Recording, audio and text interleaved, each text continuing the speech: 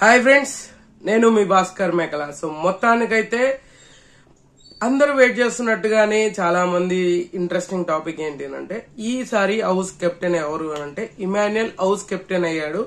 ఈ వారం కూడా అంటే నెక్స్ట్ వీక్ కూడా నామినేషన్ నుంచి తప్పించుకున్నట్టే. సో ఇలా అయితే ఎలా స్వామి?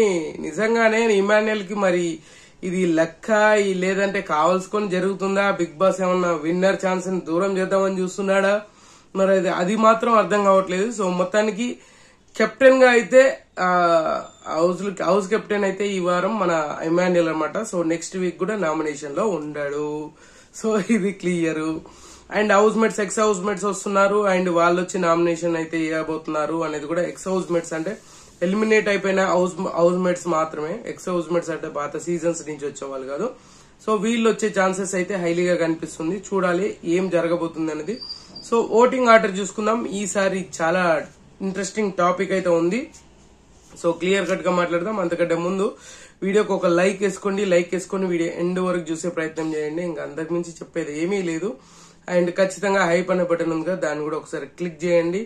అండ్ వీడియో మధ్యలో ఎక్కడైనా నచ్చితే సబ్స్క్రైబ్ చేసుకోండి. ఇంకా ఓటింగ్ ఆర్డర్ గురించి చూసుకుంటే, సో ఓటింగ్ యాజ్ యూజువల్ గా పెద్దగా డిఫరెన్సెస్ ఏమీ లేదు. అల్లా కొల్లోలం అని చెప్పేసి తమ్మునేలు పెట్టావు కదరా, ఏంద్రా అనుకుంటున్నావు కదా. నిజంగానే అల్లా కొల్లోలం అయిపోతుంది. సో ఎవరైతే కొంచెం బెటర్మెంట్ ఓట్ బ్యాంక్ ఉంది అనుకున్నామో వాళ్ళకు డౌన్ అయిపోతుంది. వాళ్ళకంటే అసలు వీళ్ళు ఎలిమినేట్ అయిపోతారు అన్న వాళ్ళు పైకి వెళ్ళిపోతున్నారు. సో ఇలా చాలా చేంజెస్ జరుగుతూ ఉన్నాయి అనమాట. సో అది దాని వల్ల చెప్పడం జరిగింది. అంతేగాని పెద్ద చేంజెస్ అయితే ఏమీ లేవు.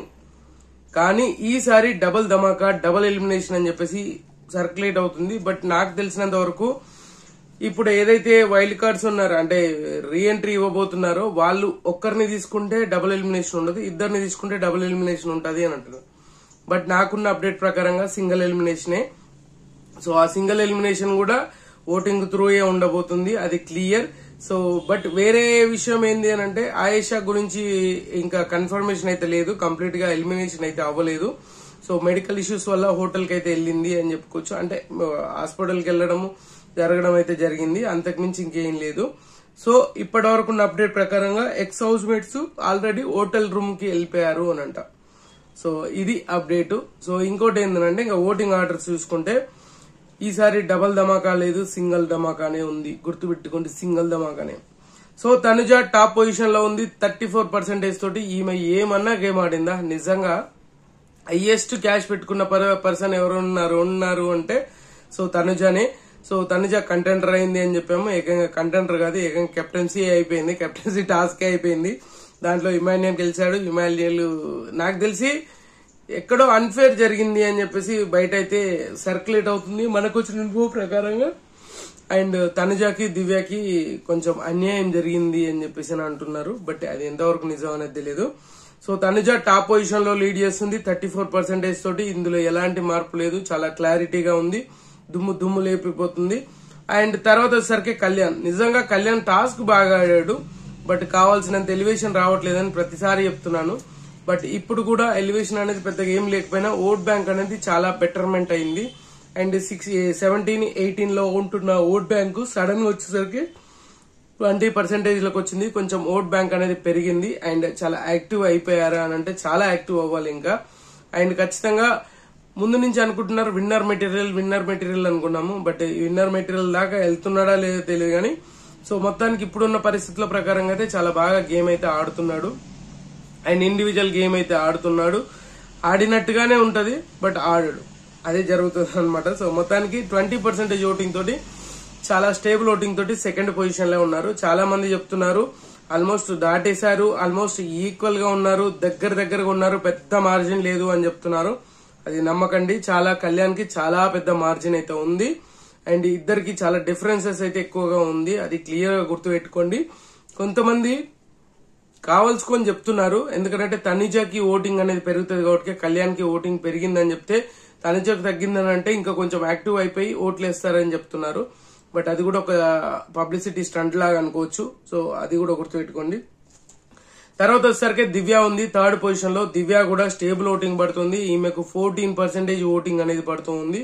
చాలా క్లారిటీగా ఉంది ఈ ఓటింగ్ లో. ఈమె నిజంగానే ఎలిమినేషన్ జోన్ కి దగ్గరగా ఉంటది అని చెప్పేసి అని అనుకున్నాను. బట్ ఎలిమినేషన్ జోన్ కి దగ్గరగా లేదు, చాలా దూరం వెళ్ళిపోయింది. ఎందుకనంటే అంత ఓటింగ్ అనేది అంత బాగా పడింది.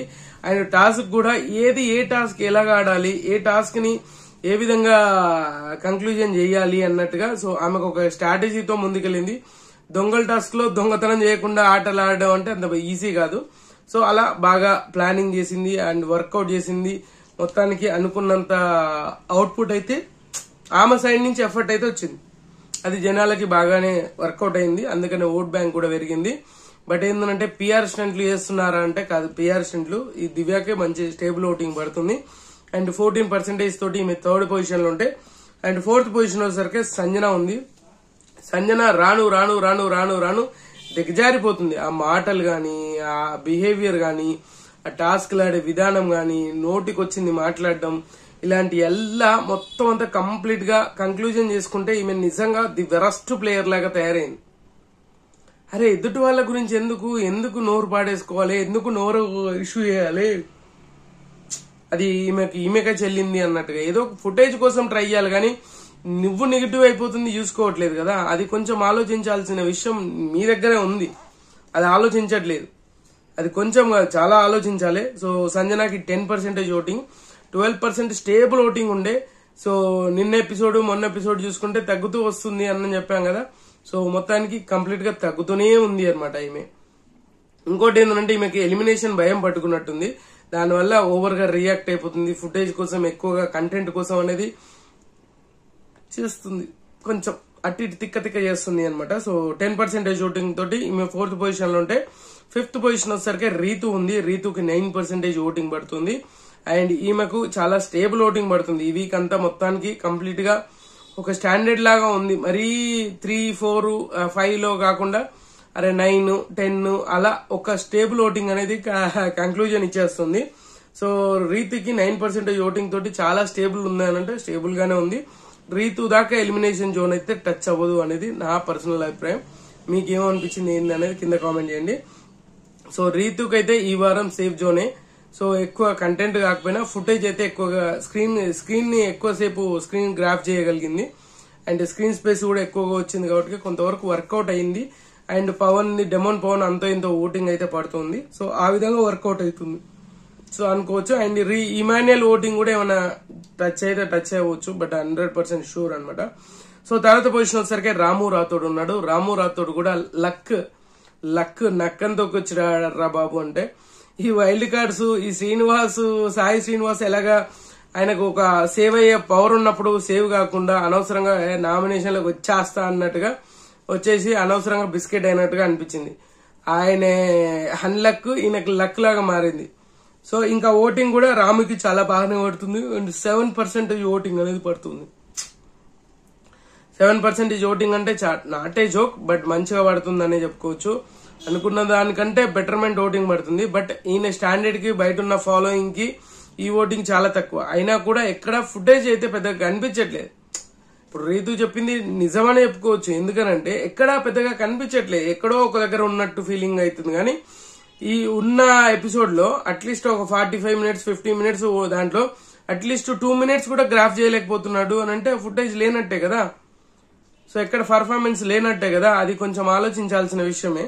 సో 7% తోటి మనోడు కూడా సేవే, 90% సేవ్ అయిపోయినట్టే.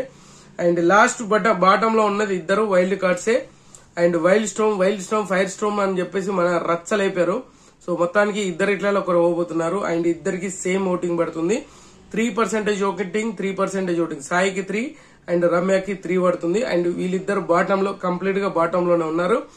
డబల్ ధమాకా అయితే ఖచ్చితంగా ఇద్దరు వెళ్లిపోతారు. బట్ నాకు తెలిసిన ఇన్ఫో ప్రకారంగా డబల్ ధమాకా లేదు, సింగిల్ ధమాకానే. సో రమ్య సాయి వీళ్ళిద్దరు ఇట్లలో ఒకరు వెళ్లిపోయే ఛాన్సెస్ హైలీగా కనిపిస్తుంది. సో నచ్చిన కంటెస్టెంట్ ఓట్లు వేసుకోండి, ఓట్లు మాత్రం స్ప్లిట్ చేయకండి. అండ్ ఇంకా యాజ్ యూజువల్ గా మీకు చెప్పేది ఏం లేదు. సో ఆ విధంగా మీరు ముందుకెళ్లడమే.